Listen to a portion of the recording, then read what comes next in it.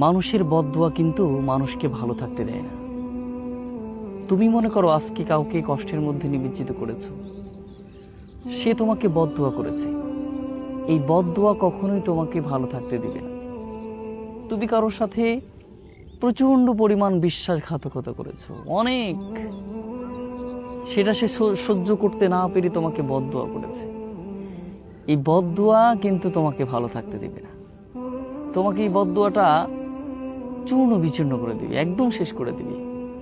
কারণ মানুষের বদদোয়া কখনোই বিফলে যায় না, বদদোয়া মানুষের কখনোই বিফলে যায় না, বাজেভাবে এই বদদোয়াটা কাজে লেগে যায়।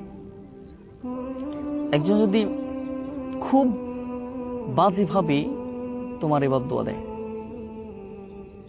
তাহলে মনে করো যে তোমার আর বাঁচার এখান থেকে নিস্তেজ নাই, যদি সে তোমাকে মাফ না করে। দুনিয়াতে তো নাই, আখিরাতেও নাই। বিশ্বনবী বলেছেন, যে মানুষের সাথে ধোঁকাবাজি করে সে আমার উম্মত না। সেজন্য সো কেয়ারফুল, সবসময় সতর্ক থাকা উচিত। মানুষকে আল্লাহ সৃষ্টি করেছেন মানুষের উপকার করার জন্য, মানুষের কল্যাণে কাজ করার জন্য, কিন্তু সেই মানুষ যদি মানুষের সাথে প্রতারণা করে, বিশ্বাসঘাতকতা করে, তাহলে আল্লাহ এটা কখনোই সহ্য করতে পারেন না। সেজন্য সাবধান, মানুষের সাথে কখনো, মানুষের বদদোয়ার কারণ হয়ে কখনো থাকবে না।